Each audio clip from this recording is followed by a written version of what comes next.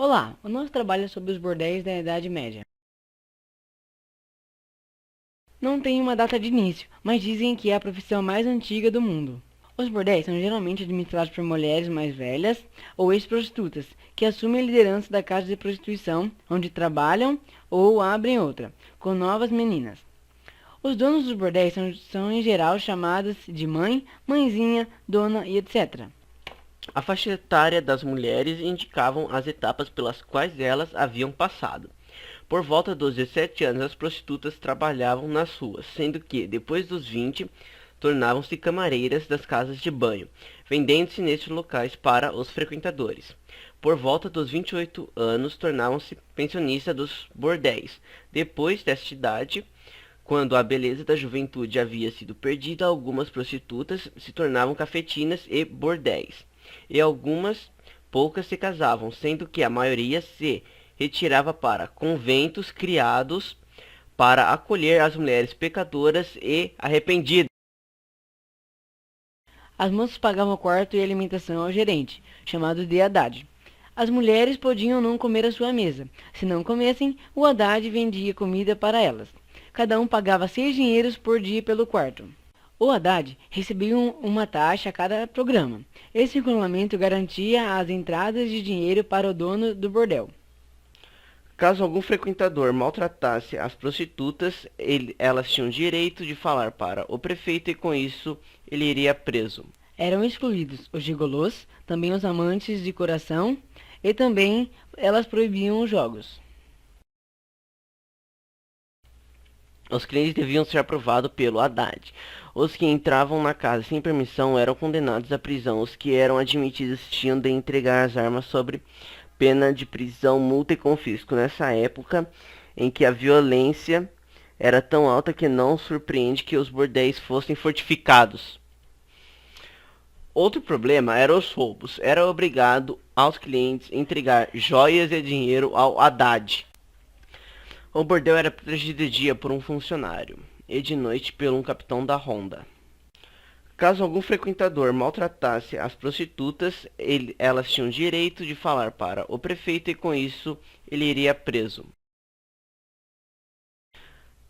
A Igreja Católica não ligava muito para os homens sexuais e não julgava eles até o século XII.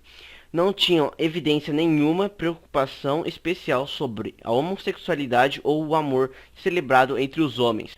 O seccional era considerado a pior das heresias. Para homossexuais, a idade justificava a pena.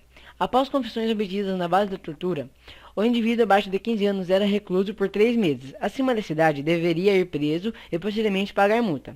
Os adultos deveriam pagar multa, caso contrário, teriam seus genitais amarrados e deveriam andar nus pela cidade, serem afoiçados e depois expulsos.